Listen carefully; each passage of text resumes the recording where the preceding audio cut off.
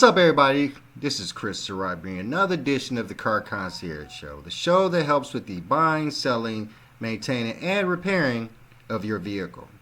On today's show, we're going to talk about how Elon and Trump have been going on a crusade to show that they're together, but at the same time, they are having problems when it comes to where Elon is building some of his Tesla companies or factories. After that, we're going to talk about these plane crashes that we've had in 2025. There's been a plethora of plane crashes, and you can't really chalk it up to the more visibility of the world. And last but not least, we're going to talk about living in your car, and specifically living in your car in cold weather conditions.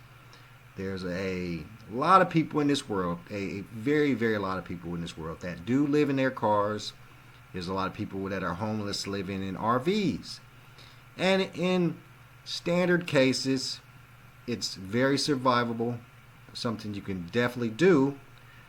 But when you get to cold weather situations, that seems to change, and it has affected a family over in Detroit, as a matter of fact, more than one. So let's jump straight into it. First off, we're going to jump into some politics. You know, we love us some politics. And we're going to talk about Trump and Elon Musk, who have been on a tirade of interviews and conversations just to prove their loyalty to each other. And this story might put a little kink in that. Let's check it out. Trump criticizes potential Tesla factory in India as unfair to U.S. Trump argues Tesla factory in India could bypass tariffs, harming U.S. interests. Building in India might offer Tesla tariff advantages, but risks U.S. job losses. Concerns rise over Tesla's international expansion affecting domestic economy. U.S. manufacturing jobs could be impacted by Tesla's potential India factory. Stay informed with our latest updates on global economic news. So, and of course, what is that talking about? It's talking about Tesla, talking about Elon Musk and his desire to continue to build Tesla factories and parts producers over in India. All the tax cuts he would receive, how much cheaper the products would be, etc., etc. Something we are definitely against. And that's my whole thing. My desire is ultimately to get the American automotive industry back up and running successfully, profitably. And this is not what it do. This is not bringing Tesla's factories over here so American workers can work in them.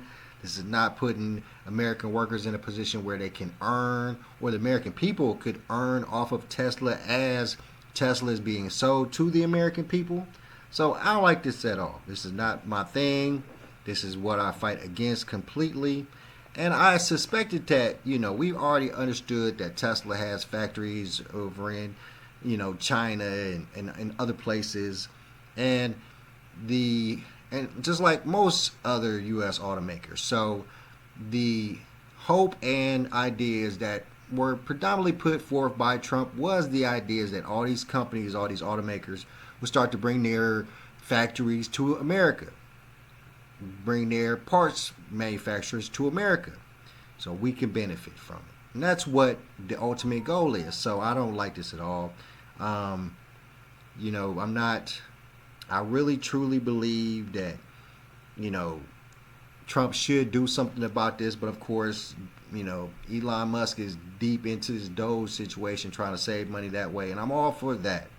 Completely all for that. But when it comes to the automotive industry and ideas that are put forth and the thoughts on rebuilding the U.S. automotive industry, this is not the cornerstone that we want to lay in, okay?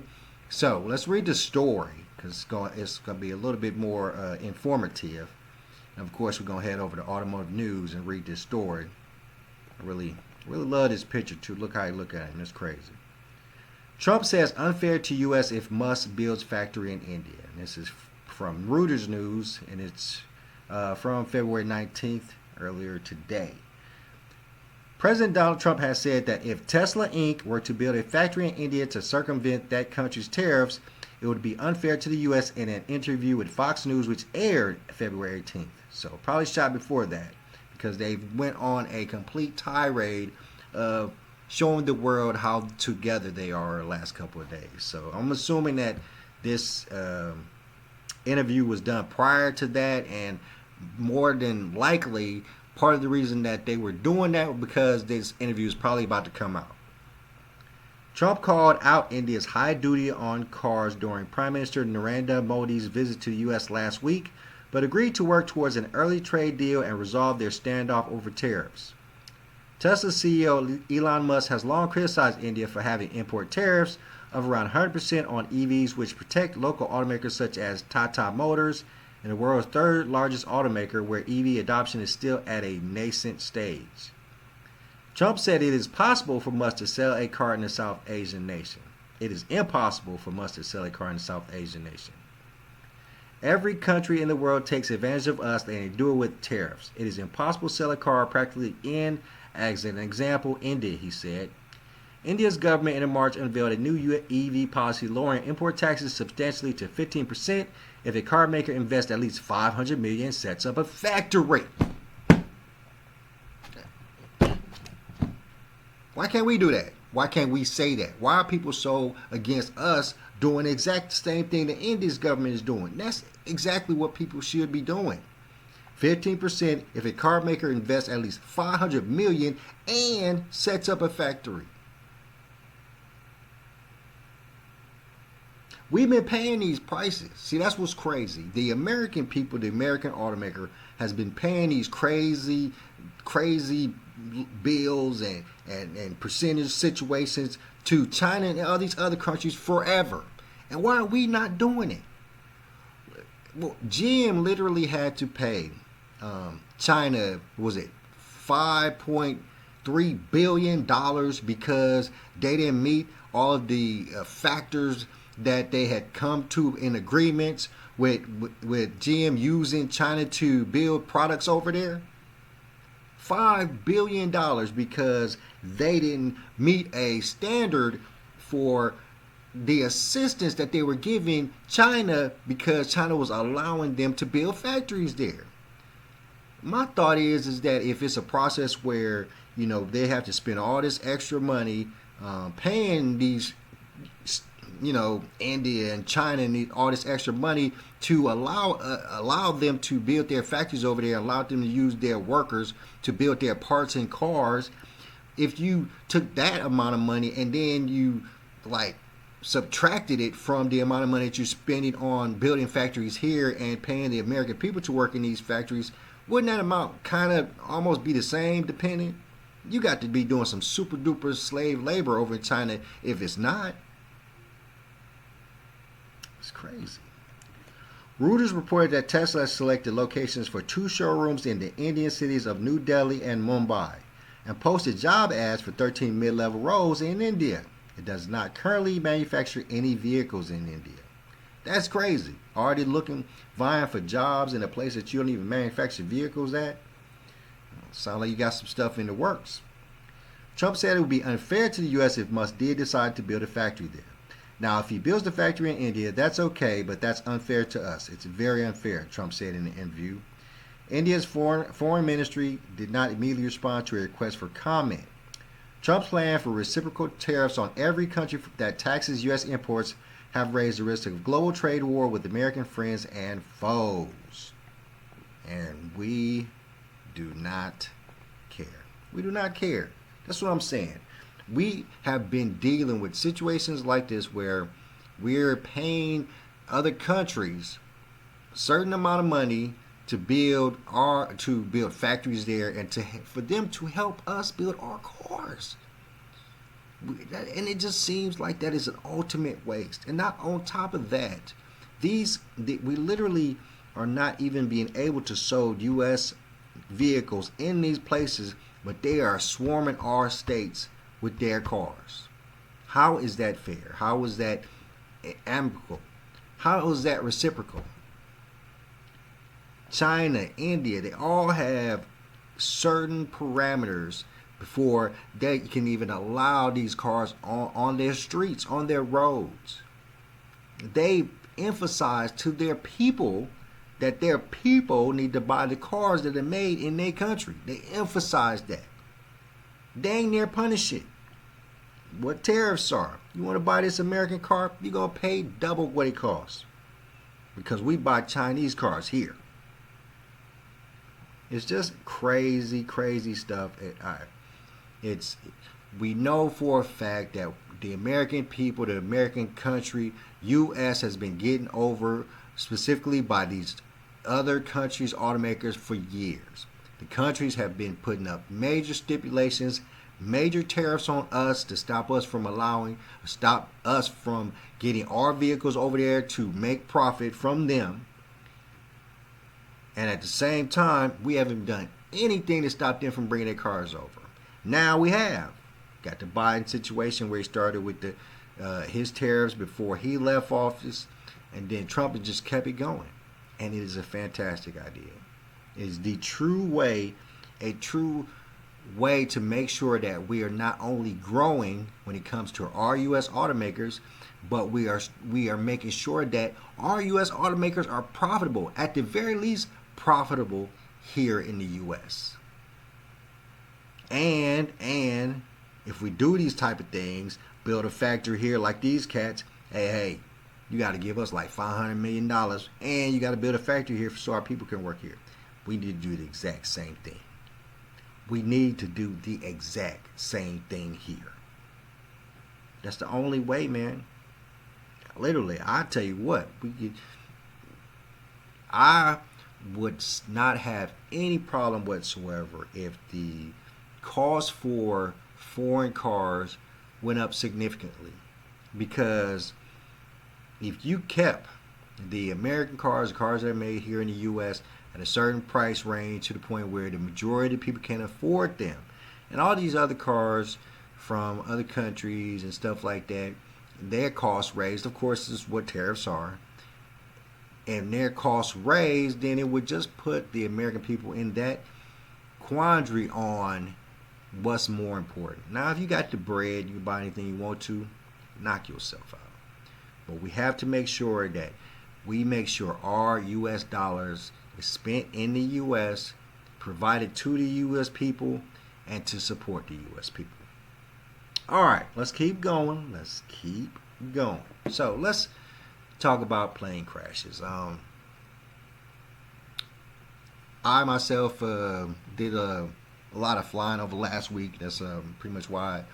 Well, I missed last week's shows because I was sick. Let's face it. Took off for a little while. Mom's birthday was last week, so flew over to the Midwest. And of course, as soon as I got there, snowstorms, blizzards, all over the place. Got sick, and I was down for a while. But what I wanted to talk about was the simple fact that, I was flying. I was probably on 6 flights over the course of a week and a half. And I flew to a lot of places where there was snow on the ground. Didn't have any problems, thank the Lord Jesus. But we've just noticed so many of these plane crashes in 2025. It's mind-boggling, because plane crashes is definitely something that, if it happens, then it's one of those things that would definitely be on the news. It's not a situation where, a plane crash is not one of those things where it would happen and it wouldn't get reported and people wouldn't know unless they was on the internet or something like that. Plane crashes, if they happen, you know. So, the latest, well, not the latest plane crash. There was a fire on a plane today, if memory serves me correctly. And I saw there was a fire on a plane somewhere. So it's continuing to happen. But the most recent plane crash incident was this major incident that happened, I think, over in Toronto, where the plane crashed and it flipped over. And the big thing for me is that it happened in Toronto. There was just a lot of snow on the ground. in the videos, you couldn't see the runways. Just the ground was just covered in snow, and because I flew in out of Chicago several times, Indiana several times over the last couple of days, and every time it was snowing. It was an area where a couple of feet of snow was on the ground. Chicago, Indiana, and all these places that I went to, there was no snow on the ground, but there wasn't snow on the runway. I'm pretty one of those guys that when you take off and land, I want the window to be open so I can see what's going on. And when we landed in these places, there was not snow on the landing area, the runway. Okay, now let's watch a video about that situation real quickly, and then we'll talk a little bit about that, and we'll also talk about all the plane crashes we've had this year. This is wild. Check it out. Hold on. Toronto airport officials say all but 2 of the people injured yesterday when a Delta plane crashed and came to rest upside down are out of the hospital. Aviation investigators from Canada and the U.S. are now working together to determine what caused the accident. Officials delivering an update today said 2 recent snowstorms forced many flights to be canceled or delayed over the weekend. But they say it's too early to know if weather conditions played a role in yesterday. I got caught up in, that's what I'm saying. I got caught up in both of those snowstorms. The first one was when I was arriving in Indiana, and then the second one, of course, was when I was leaving and trying to leave Indiana, or trying to leave the Midwest to get back over here to California. And it was dumped a lot of snow. I got caught outside, got cold. It was horrible. Yesterday's crash. This would not be a time for us to have theory or to speculate on what caused the crash. So as I shared, we have a number of agencies that are here that are responsible for doing a thorough and full and complete investigation to determine all the causal factors. And we are looking forward to getting those results and to sharing those. And those will be shared very publicly once they are received. Yesterday's crash happened just weeks after a series of deadly plane crashes in the U.S. CBS News correspondent Tom Hansen is in suburban Toronto with more. Well, we're getting a little bit clearer of an image of just what happened yesterday in the scene that happened. But the million-dollar question remains, what was the cause of the crash? We still do not know the answer to that after hearing from the airport CEO here, as well as first responders. Now, what she did say was, in an event that was a worst case scenario, if you will. The first responders and the emergency response was very much a best case scenario. The first responders were carrying out their duties in a way that the CEO referred to as textbook.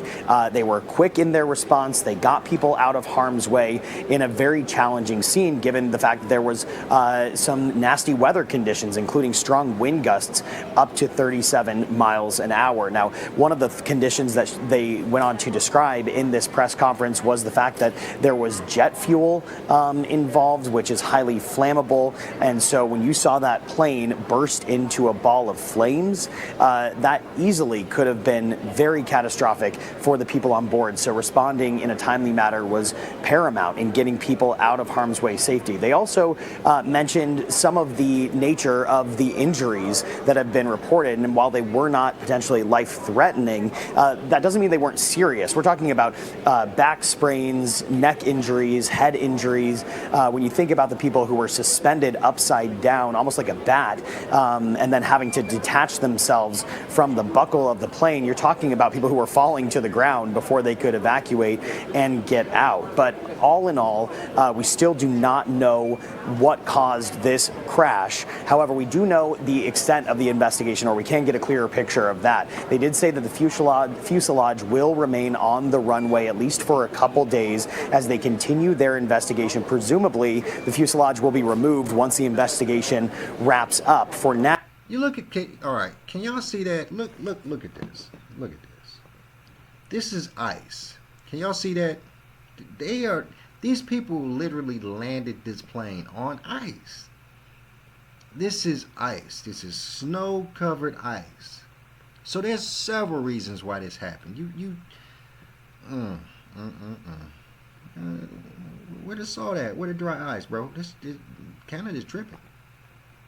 Now, it is basically blocking the longest north to south runway, the longest east to west runway, and so those runways will remain closed until this investigation wraps up. But still, as I mentioned, that big question remains: what caused the crash in the first place? That has yet to be answered. Back to you. Tom Hansen, thank you. That's crazy. Look, man, I'm just, thank you, Lord Jesus, that all those people are okay. If you watch the video, they didn't show it there, but if you watch the video, you can almost tell that it does look like that the wing of the plane hit the ground and forced it to flip over. If you really pay attention, then it caught fire, and that looked super crazy. So, shout out to those people. Thank God they're alive and everybody survived. But it's just been a horrible epidemic of these plane crashes, and this is the good case scenario. Nobody passed away.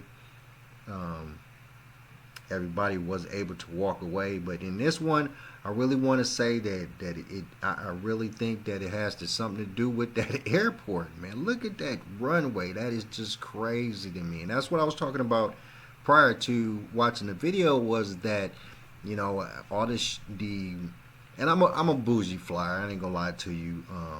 I always make sure that the airports that I fly out are not far from where I live. There's I could get so much better flights if I drove, 45 minutes to San Jose, or when I'm back in Indiana, if I, drove 40 minutes to Chicago, I could get better flights. I could probably get straight flights. But that's not I don't want to, when I'm traveling, I don't want to do too much driving when I'm traveling. I'm not that dude, you know what I'm saying? I want to be able to drive my truck to the airport, which is 15 minutes from the studio or 20 minutes from the house. I want to drive my truck there and leave it there. I don't care about the overnight fee. It's not that much. You know what I'm saying? I want to be able to, when I land, to go, get off the plane, walk straight to my truck, drive to the crib. I'm bougie like that. Even when I'm in Indiana, the airport is like 15 minutes from one of my houses, 20 minutes, less than 20 minutes from my sister's house, less than 20 minutes from my mom's house. I'm a bougie flyer. But even with that being said, all of specifically the smaller flights that I have to fly when I'm going from O'Hare to South Bend Municipal, even though those, and standardly they're smaller planes because there's not going to be a lot more people on them, but the precautions that they take in these places, specifically these Indiana places, when I landed in Chicago, it wasn't that much snow, but of course when I landed in Indiana, it was like 2-3 feet on the ground. But the airport and the runway was clear. It's nothing like what we're seeing over in Canada. Now, mind you, maybe that is blow over and we didn't really see it when the accident happened, but I did see it when the accident happened, and it looked like there was snow completely covering the runway. And it seems like that's just a dangerous situation. I don't know if it's a situation where this particular airport doesn't clean their runways that way. They don't really think they need to. Maybe the planes don't standardly don't have a problem landing on those areas that have snow and ice on them, obviously, because this is only first mention of an accident that happened specifically like this. So in this particular situation, I really honestly believe that the crash had something to do with the weather conditions. Definitely had something to do with the conditions of the airport and the runway that the plane was landing. There was negligence by the pilot. It's yet to be determined. So we still have to hold out an idea on what exactly happened and what was going on when this plane crashed. But it's an epidemic. There's been so many plane crashes in 2025. And can anybody explain why? Let's check out a quick story and see if somebody can tell us something. plane accidents. This is the latest in a string of plane accidents this year. We want to bring in Sonica Dunke now. And Sonica, it all started with that Washington, D.C. crash between a Black Hawk helicopter and jet. And 67 people were killed during that crash near Reagan National Airport in Washington, D.C. This is the single deadliest plane crash in the U.S. in a generation. 2 days later, a medical transport jet crashed into a residential area in northeast Philadelphia, killing 6 people on board and 1 person on the ground. And earlier this month, 10 people were killed when a commuter flight crashed on sea ice here in Alaska. There have been several other issues with aircraft as well. An Avella flight headed to Orlando last night was diverted to Knoxville. Here's a live lookout to MCO, where that plane did eventually land late last night. Officials say the diversion was out of an abundance of caution after a small crack was found in the outer pane of the windshield. Now the question weighing on everyone's minds, should I be worried if I'm flying? Let's take a look at the numbers here. Data from the U.S. Department of Transportation shows that you are way more likely to die from a car crash than a plane crash. You can see the blue lines on all of these instances, highway crashes.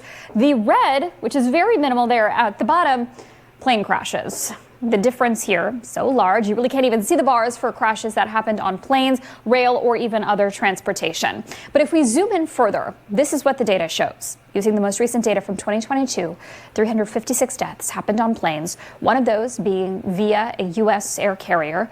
Compare that to 902 on the railroad and 42,000 on the roads. So with that data in mind, experts say healthy criticism of air travel is valid, though the numbers show air travel is statistically safe. I don't care. I mean, hey, I understand the statistics. I understand the amount of vehicles that we have on the roads. I understand the amount of accidents that happen on the roads, because in that situation, we're talking about, you know, a not random, but a large amount of people who are not skilled at driving or have done something to make their driving skills subpar. There's so many reasons why automotive accidents happen, highway accidents happen. But when it comes to a plane, planes are flown by quote-unquote experts. Pilots have to be pretty much experts in flying planes, even to get off the ground. So, you know, it's a situation where no one can, obviously from this news piece, no one can really pinpoint the reason why these accidents happen. I always feel standardly safe when I'm flying, because my idea is that the pilot don't want to die, the co-pilot don't want to die. So if these fools don't want to die, then I'm, you know, for them to keep their lives safe, they're going to have to keep my life safe. And I feel like that about, you know, standardly about limos and all kinds of vehicles, that when I'm being driven around, is that the idea that the person who's flying and they're driving or whatever, they don't want to die either. So they're going to take some form of precaution to make sure that I don't die.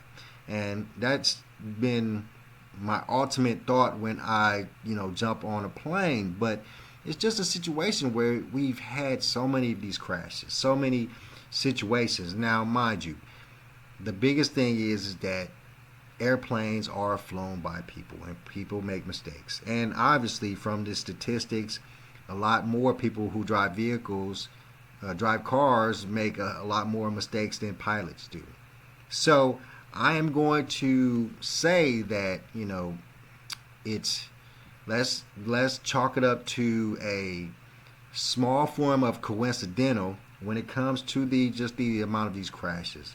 You know, if we have to some degree, because, you know, we have to establish if it's, you know, if it's a situation where we can establish that, you know, most of these crashes are happening with Delta or United or American, and we can establish that the crashes are based on some degree of maintenance on the planes, or, you know, something like that, then maybe this would be a bigger story. But right now, what we're talking about is a lot of horrible misfortune when it comes to the skyways, and we just got to pray that it doesn't continue, that people can feel safe flying the airways and not worrying about crashing down because they've seen so many crashes over just a couple of months into 2025.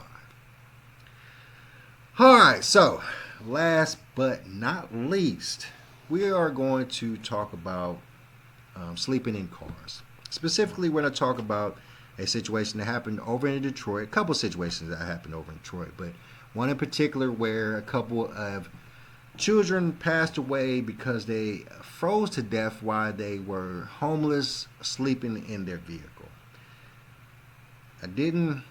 Story's been going on for a couple of days. I didn't really know. Well, I knew I was going to talk about it, but I was sick, so that's not really what. I didn't jump right into it. So we're going to check out this story. We're going to talk about homelessness and living in cars, and then I'm gonna get y'all up out of here. So first off, we're going to check out the latest of the story of these two young children that died while they were homeless, sleeping in their car with their mother and their grandmother in a casino parking lot. As questions continue swirling about the tragedy that happened in this casino parking garage in Detroit this week, police are revealing some new details. Interim Chief Todd Bettison says 2 adults and 5 children between the ages of 2 and 13 were living in the van. From what I've been told, is that the mother had a lot of pride. She loved her kids, and she wanted to keep the family together. This tragedy involving the death of a 2-year-old and 9-year-old is also a situation that has Detroit's Mayor Mike Duggan choked up. It's a terrible day in Detroit as we deal with the tragic loss of 2 young people. The mayor's revealing that family contacted the city on November 25th, saying they needed a place to stay. However, he says there was no follow-up from the family, and weeks later, Detroit announced adding hundreds of family shelter beds and drop-in beds for vulnerable residents. Yet Duggan says no city staffer proactively reached back out to the family. The heartbreaking part of this is that there were family shelter beds available just a few miles away. Now, Duggan's asking the deputy mayor and director of housing services to spend the next 2 weeks evaluating the system. Having services available doesn't mean very much if the residents who need them don't know how to access them. Meantime, community members are stepping up to help the grieving family. When we heard about the need, we jumped right into it, and there was no hesitation on our part to help this family in need at this time. Among them, staff at the new McFall Brothers Funeral Home on Detroit's west side. Reverend Julius Baker says its team and vendors are meeting with the family and offering to help with funeral expenses. I mean, man, it's just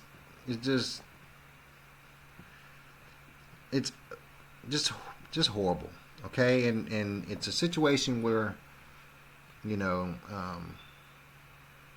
we have to come to some realization that some people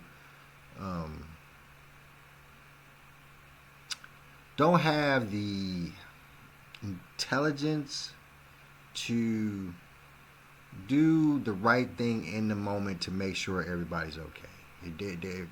In most cases, people are doing their best. But even when you're doing your best, it's not doing what's best for everybody, okay? It's really tragic, I've talked a lot about, the homelessness situation and people sleeping in their cars. This is the Car Concierge Show, but truthfully, and I know there's a large percentage of people that sleep in their cars, but truthfully, there's just some situations that is not feasible, i.e. cold weather situations. I am from a very cold place. I am from the Midwest. I am from Indiana. I was in Flint, Michigan a couple of days ago. Same kind of situation. When this happened, I was in Indiana. And the weather is horrible. It's not a place where you could live outside in a car safely, unless certain parameters are met. You have the ability to turn the vehicle on to produce heat.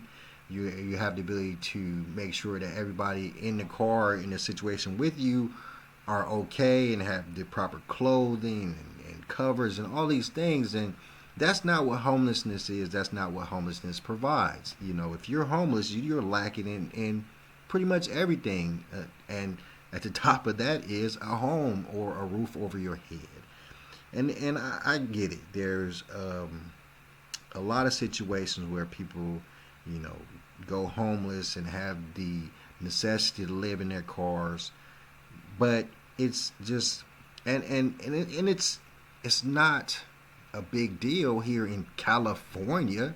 If you live in California, if you live in Nevada, you know, places out here that don't get as cold as the Midwest, don't get 4 or 5 feet of snow, you can have the ability to be homeless for decades and not even sleep inside and not have to worry about heat and warmth and all these things.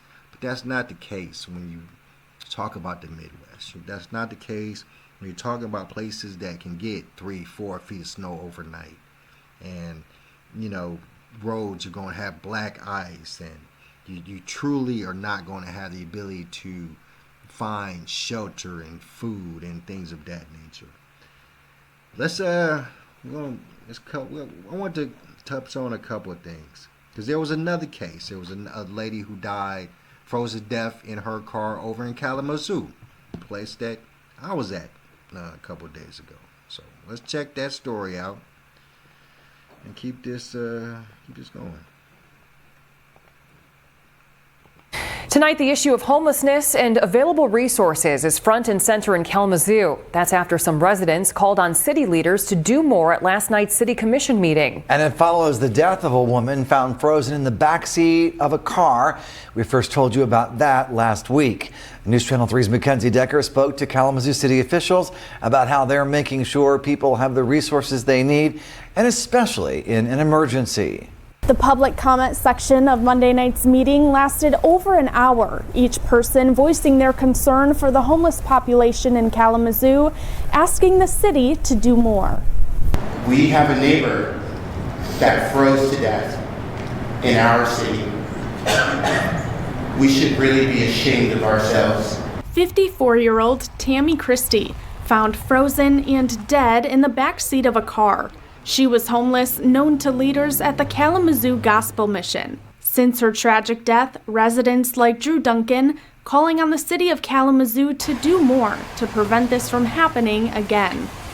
If we can look at that city and say we love their streets and their roundabouts and their decorative brick, then we should be looking at how they feed their homeless, how they house people. There's so many people out here, even people out here with children.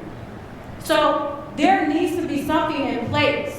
Multiple people pushing for more mental health programs, increased access to resources, and more transitional housing opportunities. A lot of people are able to build themselves up once you give them some dignity and respect. Communications manager with the city of Kalamazoo, Mike Smith, saying the city knows this is an important issue, not just in Kalamazoo, but across the country. We know and we feel the frustrations of the people who were at the meeting last night.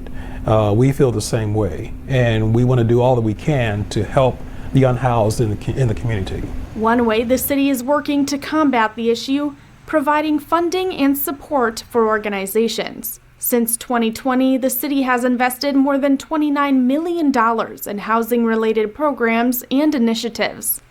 No matter what we do, there's just not enough. There's nowhere near enough that we can do to help the unhoused. But we are taking steps in the right direction. Smith said the community's voices have been heard, and they're continuing the conversation, working toward building a safer city. In Kalamazoo, Mackenzie Decker, News Channel 3. And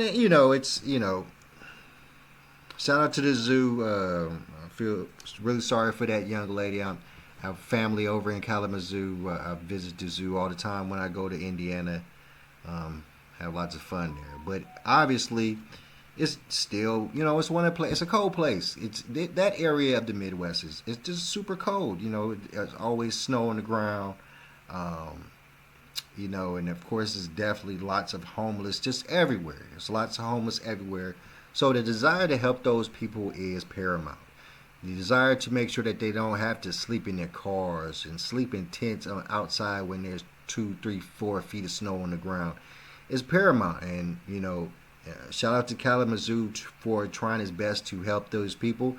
But of course, you have to always understand that, for those people to get help, they all not only have to want help, but to some degree they have to seek help out, because, help is not going to come knocking on your door if you don't have a door to knock on.